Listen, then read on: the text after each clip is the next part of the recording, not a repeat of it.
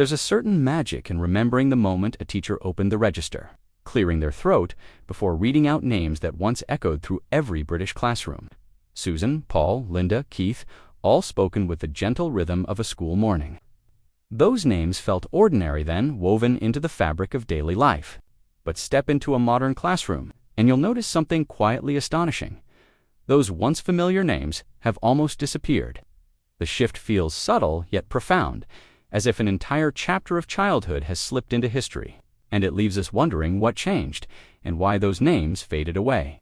Back then, names carried a different kind of weight. In post-war Britain, between the 1950s and 1980s, families often chose names that echoed those of parents, grandparents, and trusted neighbors. Tradition mattered, and so did familiarity. A name wasn't about standing out. It was about belonging. Radio presenters, early television personalities, and beloved book characters added gentle influence, shaping what felt right for a new arrival. As a result, classrooms across the country became mosaics of repeating names, where three Susans might sit in the same row, and no one thought anything of it. These shared names created a feeling of unity, a quiet thread linking one generation to the next. Today's classrooms, bursting with variety and global inspiration, make that era feel almost unimaginable. Yet understanding those patterns helps us see how deeply culture shaped our earliest identities, leading us directly into the story of the names that vanished.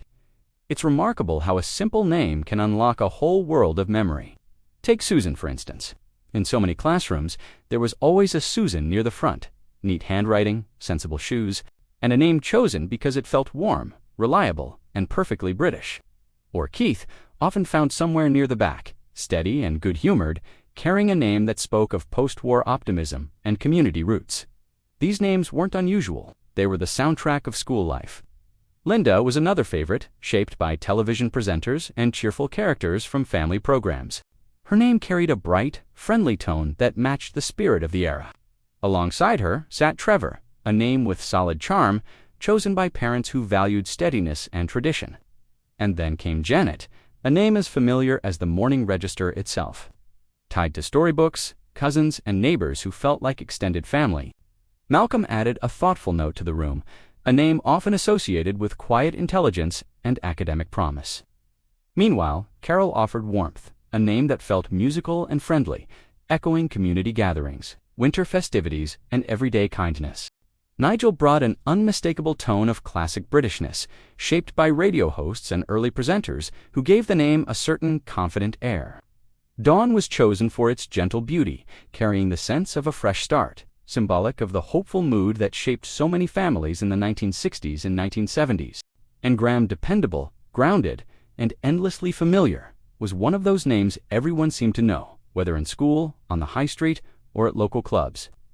These names ruled the classroom because culture was more unified then.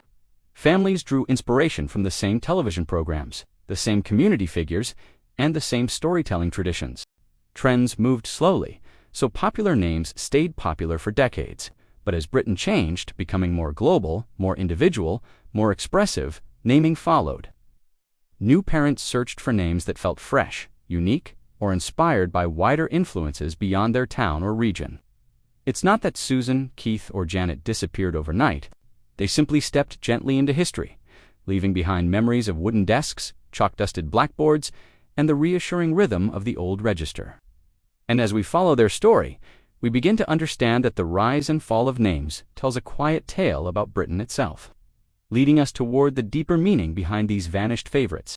When we look back, it becomes clear that these names were never just labels. They were tiny time capsules carrying the rhythm of childhood. Each one brings back school assemblies in echoing halls, the scratch of handwriting practice on lined paper, and the gentle hum of a classroom waiting for the bell. They remind us of form teachers who knew every family in the neighborhood and of the quiet flutter of nerves. On report day, these names hold the voices, routines, and small rituals that shaped our earliest sense of belonging. And in remembering them, we revisit the era that formed us. Today's names reflect a Britain that is far more varied, creative, and global than the classrooms we remember. Yet those earlier names still linger warmly in our memories. Which one from your school days has vanished entirely? Even when they fade from playgrounds, they remain alive in the stories we carry. For more of these unbelievable memories, tap the video on your screen. The 1970s stories are something else.